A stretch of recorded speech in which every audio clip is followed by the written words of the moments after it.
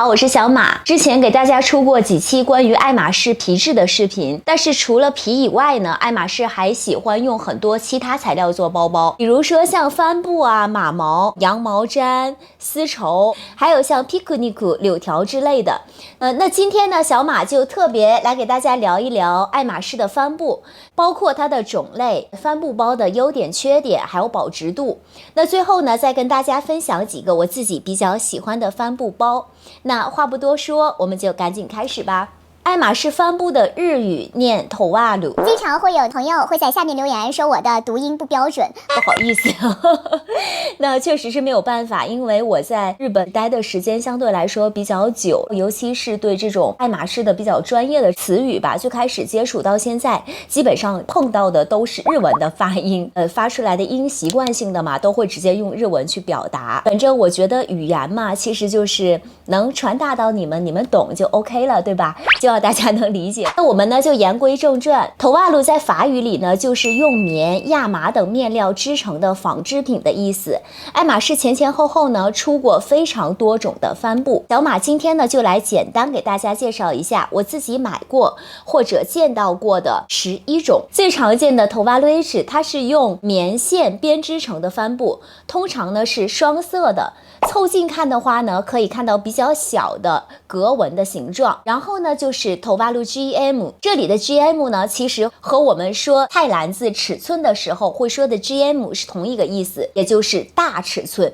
这种帆布的材质和头瓦鲁 H 是一样的，也是用2种颜色的棉线编织，只不过两者相比的话呢 ，GM 的格纹会更大一些，看上去呢也会更粗犷一点。第三个头瓦鲁 Quadrille， 它是2021年新出的3色格纹编织的帆布。那英文好的朋友可能就会有疑问哈，这个单词明明是4个的意思，为什么颜色是只有3种呢？这个嘛，其实我也不知道，还没有研究清楚。有了解的朋友呢，可以在下面留言给大家答疑解惑。第4个头瓦鲁 Official， 它的特点呢就是单色线编织，然后呢纹路是比较细腻的，所以整体的颜色看上去会非常的干净。那它一般是用在这种花园包和 Elubak 上的。下一个是头瓦鲁 Bellulai， 它比较特别的地方呢就是防水，难得爱马仕的包包居然有可以防水的哈，因为这个帆布呢经过了特殊加工，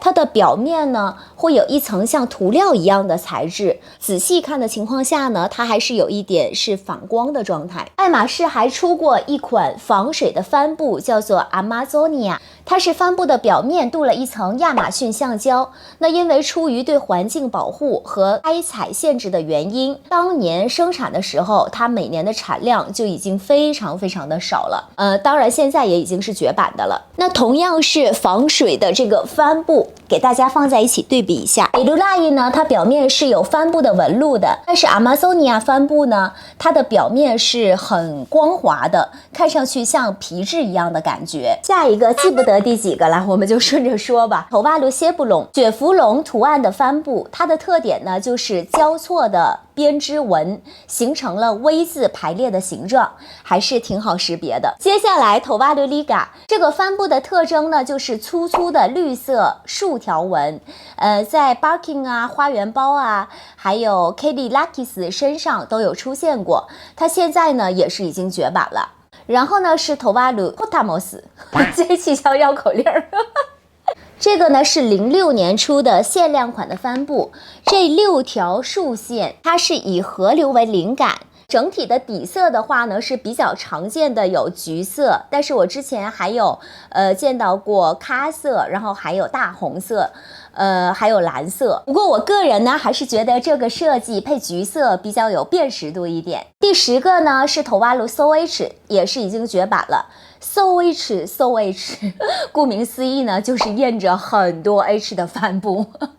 自己说笑了。然后材质呢除了棉还会加羊绒进去一起编织，所以呢手感上会软绵绵的那种。这个帆布呢我只在花园包上见过。最后一个呢是牛仔布，日文叫做头瓦鲁 Denim， 比较常见的配色呢就是蓝色牛仔帆布配芝麻色皮，基本只有在二手市场上才能见到。我之前看到过牛仔布的影子包，还是挺好看的，如果有机会的话我也是想入一只。帆布的优点呢是特别多，首先呢就是它的外形看上去比起全皮的包会轻松休闲很多，不管是 Birkin Kelly 这种偏正式的包款，还是像花园包这种休闲包款，跟帆布配起来呢都很好看。我个人呢也是非常喜欢帆布的。那首先肯定是因为它比较稀缺嘛，我对稀有的包就是没有什么抵抗力，所以只要一碰到帆布，我基本上都是会拿下的。而且帆布这个材质的特点呢，就是非常的轻便，然后又很耐磨。像我的小助理每天也是背个帆布包，轻轻松松的就来上班。那和其他的比较娇贵的皮质比起来呢，帆布的确是爱马仕包里最好打理的材质之一了。比如说蹭上一点灰啊什么的，可以用那个橡皮擦轻轻的把表面擦掉。如果是更严重一点的那种污渍呢，也可以送到店里去清洗。但是呢，浅色帆布的缺点呢，也是很显而易见的，就是比较容易脏。我有时候都不知道是蹭到哪儿了，就莫名其妙的包上就灰了一块儿。而且呢，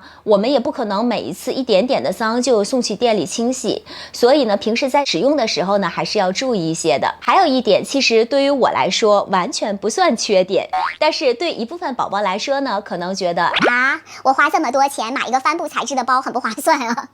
我当然能理解这部分朋友的想法哈，因为在我们的印象里，可能网上随便花个几块钱就能买个帆布包了，凭什么要花这么多钱在爱马仕买个帆布包呢？但是除了品牌价值这一层面哈，爱马仕的帆布比普皮还要贵，也是有它的道理的。那首先呢，大家可能都知道，爱马仕的定价是按照它工艺的复杂程度来决定的。所以像 BKC 这种工艺本来就很复杂的，耗时很久制作出来的包款，不管是不是帆布，定价自然就是比较高的了。至于保值度嘛，当然了，像 Elubaku 啊，然后还有花园包啊，这些入门级的包款除外。据我观察，帆布的 BKC 的市场价值从我入坑以来，其实从来都没有跌过，因为它的产量真的是非常少的，差不多就是被offer 10个包里边有1个能碰到帆布包的这种程度，加上现在爱马仕用户的平均年龄越来越小嘛，喜欢帆布包的人我觉得会越来越多，市场上一直都是供不应求的一个状态，所以说今后帆布包的保值度我个人也是非常看好的。如果有宝宝很幸运也被 offer 了帆布的 BKC， 特别是拼的皮质的颜色是很日常很人气的话，那小马建议可以果断拿下。那我自己呢也有几支比较特别的帆布，今天想拿来给大家看一下。首先呢是 Birkin 35厘米 Amazonia 防水的帆布。那第一支呢是这一个，它的上面手柄和翻盖的这个部分是 TC 皮的，包身的这个前方前面，然后还有后面，然后包括它的底座是用 Amazonia 防水帆布。也是刚刚介绍过的，它的表面是很光滑的，很像真皮哈。它这个包呢还配了一个专门的湿巾，如果表面上有那种很轻微划痕的话，只要用那个湿巾擦一下就好了。而且啊，质量好的橡胶其实是会很轻的，所以这个包整体会比全皮的 Birkin 35厘米要轻不少。那全皮的 Birkin 35厘米呢，对我个人来说呢，实在有一点太重了，但是我拎这个呢，感觉就还好，是可以接受的那种重量。然后呢，我还有这只老古董的帆布 Kelly， 这个我太喜欢了。大家看这个斜斜的 H 哈，是不是和今年新出的 HMBA 特别的像？其实今年那个新款的灵感的来源呢，就是我手上的这只1970年代的 Kelly 尤利西斯。虽然说它是50年前的包，但是放到现在用还是非常好看，非常百搭的。这个系列呢还有一个棕色的，上面的 H 呢是用皮质缝上去的。我个人觉得呢，比这一只呢会更加有一些复古感。如果有机会碰到了呢，我也一定会入的。然后呢，还有这2只小可爱彩绘的马图腾，它们俩其实是我在不同时期拿下的。首先入的呢是这一只 Kelly， 然后后来拍卖会上又看到了就是这个 Plume。当时我就是想把它们凑一对儿嘛，就是这个帆布的图案我是非常非常喜欢的，但是其实 Plume 这个款式我是不是特别来电的，但是因为有这只 Kelly， 我想凑一对儿还是很好看的，就把它也拿下了。马图腾帆布系列的灵感来源是英国伊丽莎白女王最爱的丝巾图案骏马的披挂，除了这个枣红色的呢，还出了棕色的，然后它的肩带是短的帆布肩带，两面呢是不一样的颜色。这两个里面呢 ，Kelly 呢会稍微常见一点，但其实这两只呢，平时我都是不怎么用的。对于我来说呢，它更像是一个艺术品吧，比较适合放在包柜里欣赏。还有这只呢是Cargo 25厘米的，之前在我的视频里是出现过的哈，它是2021年推出的尺寸。然后因为一般帆布的 Barking 包盖呢都是皮的嘛，但是 Cargo 的包盖就是这边也是用帆布做的，所以自重呢会比普通的帆布的 Barking 还要轻，非常适合出去玩或者是带娃使用。帆布对于小马来说呢就是很百搭，而且不用怕有什么划痕啊之类的，总之就是非常省心的。不知道看完这期视频你们有没有变得和我一样喜欢帆布爱马仕了呢？你们手上的包包是哪种帆布呢？欢迎在评论区留言告诉我哦。想看更多爱马仕相关视频，别忘了点击订阅，我们下期见。